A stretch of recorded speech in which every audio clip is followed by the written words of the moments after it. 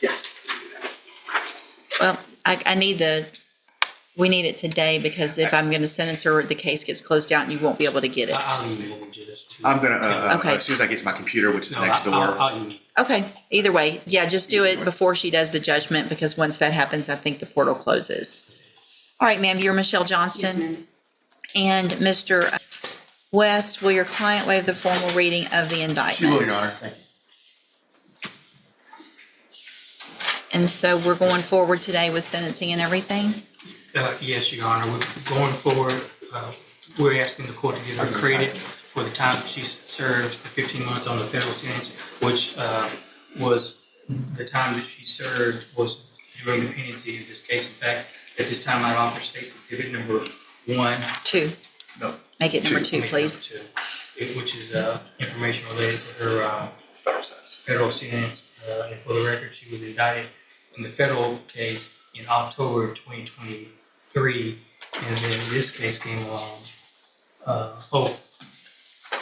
October. She was pled and sentenced in the federal case in October of 2024. Right away, we see a bit of a courtroom scramble. The defense wasn't expecting to file paperwork today, but in law, timing can make or break a case. Miss one document, and the entire sentencing process can grind to a halt. Picture the pressure. Your client's future hanging in the balance while you're racing to get an email sent at just the right moment. Every second counts, every signature matters, and the judge isn't waiting. One small misstep here could change the outcome entirely. Here's the twist. Michelle has already served 15 months in federal prison. The defense is basically saying, "Judge, don't double punish her. Let's roll that time over." But here's the catch. Federal time doesn't automatically apply to a state sentence. That's where things get legally complicated, and the judge has to carefully weigh what counts, what doesn't, and how it affects her remaining time. This case had been pending, having been indicted in December of 2023. So she started, does that have any objection to that? No objection. No objection. So that sentence there was for a 15-month sentence. Yes, Your Honor. And so it's y'all's intention that I give her that entire 15 months and that she not be required to go do any. That's Yes. the intent of the parties, Judge. That's what we want to know, yes. I guess the issue becomes on these, because it was a federal sentence, that she has not technically been to and received a number from TDC, which is required in this case. And so but you don't have one on this case. But when Jefferson County came and picked me up from feds and brought me to 69, and I was over there overnight until I got the bond the next day. So they gave me a number. That's a jail number. So you have a, Oh, She has a TRN. but she doesn't have a TDC. Right. No, she's not going to TDC. yeah, because I've never been to TDC. I don't think I can just give credit and her not go through. I can give her the credit, Right. but she's going to have to go in and get a TDC number. It's my understanding. So let's do this. Obviously, if you have credit, we're not going to make you go anywhere today. So just, She's working through it. I understand what y'all are trying to do, and I'm not in disagreement with that. But legally, I have to make sure that we do it in the right way. Because if you don't have a TDC number, I don't think we can do it that way. The only thing that we could do on a state jail felony, if you want to give her, why don't y'all just do a 1244? I'm okay with it. That clears it all up. I obviously don't have a problem with that, Your Honor. Because then she doesn't need, She has an ATC number. she's doing her time in our county jail. She has enough credit for I'm that. looking at y'all like y'all are going to help me figure this out. I'm okay with it. I think that makes it cleaner because she doesn't necessarily.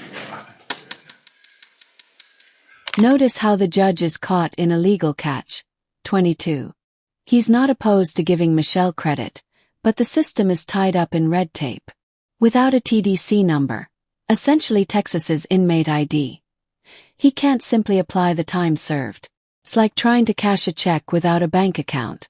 Every step requires verification, and until the paperwork lines up, the process can't move forward. Meanwhile, Michelle's future hangs in the balance, and every delay adds uncertainty. In court, even small procedural hurdles can have huge consequences. I mean, it's the same result. Everybody yeah. wants credit, Right. It's still getting a conviction. but it's still a state jail felony conviction, so she still needs a state, I'm thinking all this through, because she still needs a state. And if maybe I'm okay with proceeding on lesser included. That honestly makes it the most clean. Just do a misdemeanor there, 12 sentence her to 12 months, give her credit for the. That federal helps. crime. I think that makes it, So we can get on down the road, Judge. As far as Okay, I convictions appreciate go, that, she has a Mr. federal Coleman. conviction. That's the so most let me, stigma. hold on a second. Let me get this, indictment, and we're gonna go through I'm gonna recall everything that I just did. We're gonna kind of start over a little bit. You're good. You're This good. makes it where you're going home and it's all taken care of, okay? That's what we're trying to do is there's I was like, some legalities that we have problems with that she understands what we. This is the courtroom version of a compromise. Rather than getting bogged down in state prison bureaucracy, they opt for a downgrade. A lighter charge, a cleaner sentence. And Michelle avoids getting stuck in legal limbo. Sometimes justice isn't just about punishment, it's about finding a solution that actually works. It's a reminder that the system can bend toward efficiency without abandoning accountability. When you get sentenced to state jail or TDC, you have to have a state jail or TDC number. You got to kind of go through that process and then get right back out. But it's not necessarily a quick process always. So this is going to be, with everyone's permission, can I make the modifications on the agreed punishment recommendations as well as the admonishments as to what we're doing? No objection. Mr. No objection from us, Your Honor. So I'm going to change this.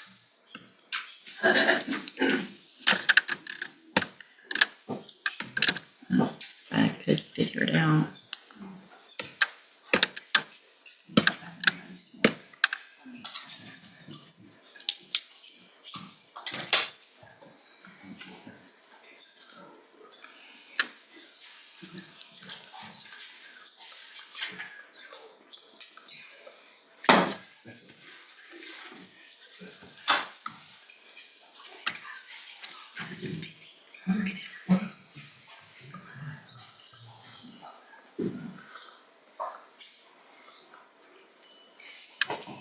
Okay, so let's go back.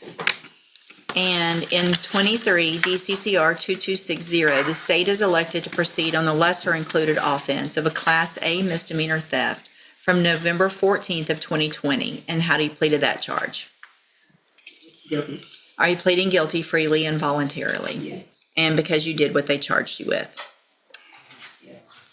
I have here on the computer some documents that have your signature on them that the state's marked as Exhibit Number 1. Before you signed these, did you go over them with Mr. West? Yes. Do you fully understand them? Yes. And do you understand, if I follow the agreement that you've made with the district attorney, that you will be waiving or giving up any right to appeal? Yes.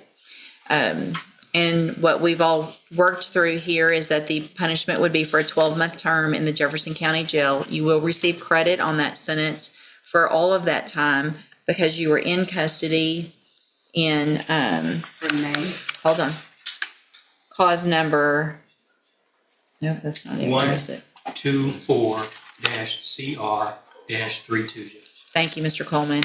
And that was a 15-month sentence in the federal system. And so I am giving you credit for all 12 months on this sentence. Is that everyone's understanding? Yes, Your Honor. Yes, Please. please. State tenders number 1, No objection. it's admitted. Also, I'm going to admit number 2 without objection. No objection also. All right. Is there any evidence that Ms. Johnson is not Oh, competent? no, not, no, Your Honor. All right, ma'am, I'm going to find that you entered your plea of guilty freely and voluntarily. Find that you're mentally competent and you understand the nature and the consequences of your plea. Find sufficient evidence to find you guilty, and at this time, find you guilty of the Class A misdemeanor of theft. Sentence you in accordance with your agreement to a term of 12 months in the Jefferson County Jail. Again, you receive credit on that sentence for all of the time that you were in custody on that federal case. I'm going to hand you the trial court certification that shows this was an agreement that I followed, and so you've waived your right to appeal. Should be printing soon. Here's the. Here's states. Who gets that? Do they get states too? Oh. I get that. You get that. Okay, thank you, ma'am. You're free to go. Thank you. Thank you, Mr. West. Thank you, Mr. Coleman, for helping work that out. Yes, Judge.